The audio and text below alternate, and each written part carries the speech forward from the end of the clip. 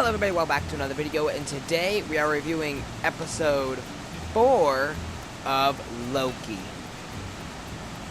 So, yeah, let's just get right into it. This is going to be a little bit different than like my WandaVision Power Winter Soldier review, so I do apologize if I forget to talk about something. But, let's get started. I guess we can start off without spoilers, and then get into some spoilers. So, without spoilers, there's not much to say. Besides that, it was a pretty good episode, and I really enjoyed it. I think it might be the best episode so far. And, yeah, I don't know what else to say without spoiling it. Wow, that's a weird glitch. So, I think we're going to get into this. Oh my goodness gracious, Loki, keep getting stuck. So, I say we're going to dive into some spoilers now. So, spoiler alert, if you haven't seen this episode, click away and then come back after you've seen it. I'll give you 3 more seconds to click away. Now let's start talking about some spoilers. So the episode actually starts off with a little girl, this being Lady Loki, playing with her toys in Asgard when all of a sudden the TVA show up and arrest her. And the one that does arrest her happens to be Ravonna, Rainslayer, before she becomes the leader of the TVA. And it seems to be like for no reason, like it's just out of nowhere. We have no idea why. And then it flashes back to the present day where the Lokis are stuck on this planet, which I forget the name of. Wow, his head just went flying. The employees get 2 coffee breaks a day and paid overtime after the 120th hour. It shows that they're trapped on this planet, but then something, which we'll talk about what it is later, causes a huge Nexus event. So, the TVA is able to find the Lokis, and they take them, and they arrest them, and take them to the TVA. And we find out what causes this Nexus event is the fact that Loki pretty much falls in love with himself. Well, kinda. He falls in love with Lady Loki, but technically it's just a variant of himself, so in a way he did fall in love with himself. Which, I don't know how to feel about that. I can't tell if that's... I can't tell if that's weird or romantic. I can't figure out which one is the right word to describe that. But moving on, the one soldier, we learned that the one soldier that Sylvie, I believe she goes by now, enchanted in the previous episodes and made her see a glimpse of her past is, I think, C20, I think they called her. But we find out she is now dead. And Ravonna says it's because of the enchantment, it made her go so crazy that eventually killed her. But Mobius later finds out that that is not true. She found out that everybody at the TVA weren't created by the Timekeepers or whatever they're called. They're variants, all of them. And she knew that. So to keep it a secret, Ravonna had to kill her. And then, moving on, they also show this other soldier who I forget what they called her. None of them have names, except for Mobius, which is kind of weird, but whatever. We find out that the one soldier that she enchanted at the store during the one apocalypse when they first interacted with Sylvie is still troubled by what she saw because she remembers it. Because she saw parts of her past that she had no memories of. So she eventually takes Lady Loki, takes her back to that place and asks her if it was real, and she eventually shows her all her memories and finds out that she was happy. And the soldier finds out she was happy before the TVA took her and erased her memories for some reason. And then she takes Lady Loki back to the TVA. And then later on, we find out that the Timekeepers, for some reason, want to watch the Lokis be killed, which I don't know why, and I'll explain a little bit more later. But before we go too far, I almost forgot to mention that before Mobius believes Loki that they're all variants, he locks him up in this time loop where we see Lady Sif again, which we haven't seen, I believe, since Thor: The Dark World. and the only other movie she's been in besides that is the first Thor movie. She was not in Ragnarok or Infinity War or Endgame.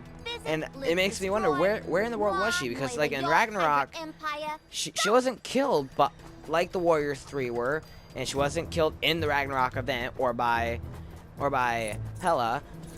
She wasn't killed by any of them. And she also didn't...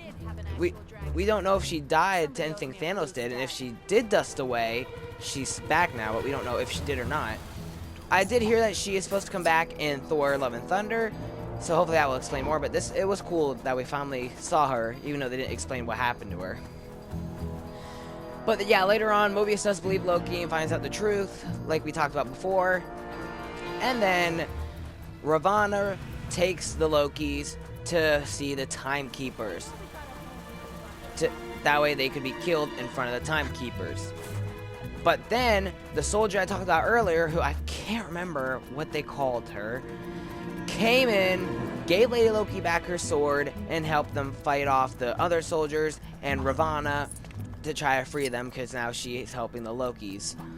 And then we get this awesome fight scene, which was really good, and the action was great, and you could definitely tell it was a high-budget show, which is awesome. One of the best parts about Disney Plus, with Disney Plus being a part of making the shows, it's the high budget, so it doesn't just feel like a weak TV show budget. But then, Lady Loki, or Sylvie, throws the sword and decapitates the Timekeeper. Except, he's not real. He's an android, and so are the other two. And I have to say, though, when they first entered the room, when I saw the Timekeepers, I thought, wow, it looked very robotic. Wow, the graphics have been really good, so how come the Timekeepers look so robotic? And then she decapitated the Timekeeper and we found out it was a robot. And then I'm like, oh, okay, that makes a little bit more sense why they look so fake. Because they were fake. But my question is, apparently there's some kind of exhibition happening up in that ruined building. Why did they want the Lokis to be killed in front of the Timekeepers if the Timekeepers were fake? Why would you want to risk them finding that out, which they ended up finding out? That's something I'm very curious about, and hopefully they explain it later. I also wonder, like, who is in charge of this? My guess, along with everyone else's, is Kang. But we don't want to get too hyped that it's going to be Kang, because last time for WandaVision we thought, oh, it's Mephisto, and that ended up being not true. But then again, we know Kang is coming to the MCU because he was confirmed to come to Ant-Man and Quantumania. Ant-Man and the Wasp Quantumania. So it could be possible. Plus Ravonna is like partners with Kang, so it would make sense. What a but pathetic excuse. I forgot to mention before this, Mobius. Ravonna finds out that Mobius knows. And it seems like she is a little bit closer to Mobius than the rest of the soldiers, which maybe that's why he has a name and the rest don't. I don't know. Kang, please stop talking. I'm trying to review Loki episode 4. Thank you. Anyway, like I was saying before I was rudely interrupted, I literally just said I was rudely interrupted. Stop interrupting. Think it had anything to do with that massive face that like I was trying to say was Ravonna found out that Mobius knew. So Mobius knew what was coming, and he answered the question she asked earlier, saying where and when in time he would like to be. And he said he would like to go back to his old life, and he said riding a jet ski, and then Ravonna kills him. Kinda, we think. She prunes him, but that might not kill him, and we'll talk about that in a few minutes. So, back in with the Timekeepers. Sorry I'm jumping back and forth, but I'm trying to remember everything, and I'm remembering it last minute. But back with the Timekeepers. After they find out they're robots, Loki turns to Sylvie and is about to tell her how he feels when, boom, stabbed in the back, he's dead. Or so we thought. Which, that kind of sucks. Poor Loki can't catch a break. Died in Dark World, even though it was fake. And then he died in Infinity War. And if you think about, I'm pretty sure some people thought he died in the first Thor too, because he fell off that bridge and we didn't see him again till the Avengers. That fancy art stuff. And then he dies again in his own show. Which at first, I'm not gonna lie, I thought the rest of the show, because they're like, 2 episodes left, I thought, whoa, is the rest of the show going to be just Lady Loki? Because even though the show's called Loki, it would still make sense because we're still watching, it's still about a Loki, just not the Loki we thought it would be about. But that ended up not being true, and I'll talk about that later on. And then after Loki's killed, Sylvie points the device, I forget what it's called, the thing that prunes people at her. Ravonna's just like, go ahead and end it, but she's like, no, you're gonna tell me everything I want to know. And then credits. But that's not the ending, because this episode, similarly to the final episodes of WandaVision and Falcon Winter Soldier, had an end credit scene. And that end credit scene shows Loki. That's right, Tom Hiddleston Loki, the one from 2012, waking up. So he's not dead. And he asked, like, am I dead? I forget the exact wording he said, but pretty much that's it. And they said, no, but you will be. A voice says that, and we see the camera turns, and we see what Loki sees, and we see 4 other Lokis. One, which looks like the comic accurate Loki, which is awesome seeing comic accurate Loki, because we saw comic accurate Wanda, Vision, Pietro, and Wiccan. And now we're seeing comic accurate Loki. That's really awesome. And then we see another Loki, which I don't know what Loki he's supposed to be. He looks more like a Thor variant, but I think he's supposed to be a Loki because he's holding like a makeshift Mjolnir. And yeah. And then we also get the one that excited me the most, Kid Loki. And if you don't know, Kid Loki in one of the Young Avengers runs was a part of the Young Avengers. Now, personally, my favorite roster of the Young Avengers doesn't include Kid Loki. My favorite roster is like Patriot, Kate Bishop, Wiccan, Speed, Hawkling, and what's her name? Cassie. That's my personal favorite lineup. But still, seeing Kid Loki makes me think, okay, maybe this is also building to Young Avengers. And it would make sense because the previous 2 shows also introduced someone, and like I've said, I'm pretty sure a million times before, Hawkeye is introducing another member, so it'd be awesome. So, and there was one more Loki, and that Loki was being held by Kid Loki, and that is Loki Gator, who might be the best Loki ever. No, I'm just kidding. Or am I? And then it goes to black, and the rest of the credits roll, and the episode ends. So, this means that Mobius might not be dead, which is good, because I didn't see him on a jet ski. So if they just killed him off without showing us him on a jet ski, I would have been upset. But I don't think he's dead, because if Loki, when he was pruned, didn't die, and he went to this place, which looked like an apocalyptic New York or something like that, maybe Mobius went somewhere too.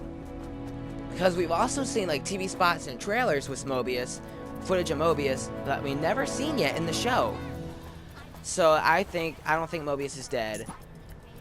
I think he could still be alive. And this also means, I'm thinking about it, maybe C-20, I think her name was, the one soldier from the previous episodes that Ravonna said was dead. Maybe she's not dead too, because my guess is she just pruned her, which would mean she's not dead. Or she could have just, killed her the old-fashioned way, with, like gun, knife, or bare hands. But my guess is she pruned her, which would mean she's probably not dead. And that means a lot of people actually aren't dead that have been pruned, because maybe everyone was sent out at one place, or maybe not. I don't know. To get not 1, not 2, but 3 Dang, seriously? Manhattans in one So word. I do wonder what this is going to build to. I know my guess and everyone else's guess is Kang, which would make sense. Time traveling or time conqueror Kang. This is a time show. It'd be awesome. So I'm very excited to see where the show is going. 2 episodes left too, I believe. So I'm excited to see what happens next. But what did you guys think of this episode? Did you love it? Did you hate it? Did you think it was okay? I personally thought it was the best episode so far, but maybe you guys don't agree with that. Maybe you think it's worse so far, or maybe you think it's like right there in the middle. I want to know what you guys think. Also, what do you think is going to happen next? Do you think Kid Loki is going to be a part of the Young Avengers, or do you think it's just going to be Must be some new for this kind show of- only? Oh dear, have I upset someone? Oh gosh, My get out of training here, never stupid prepared me for King Picked guard. up a crime taking place So near yeah, your location. what do you guys Can you think? go take a look? If you like this video, please hit like. If you want to see more videos like this, I did review the first 3 episodes of Loki in one video, which you can check that out. It's up on the channel. I've also reviewed WandaVision, every episode, and every episode of Falcon and Winter Soldier. So, if you want to check that out, please go ahead. And if you want to know whenever I post new reviews for Loki, or post videos for other things like Marvel's Avengers, and Fortnite, and so on, please consider hitting the subscribe button and hit the notification bell so you know when I post and go live. And yeah, thank you so much for watching, and hope to see you guys in the next video. Bye.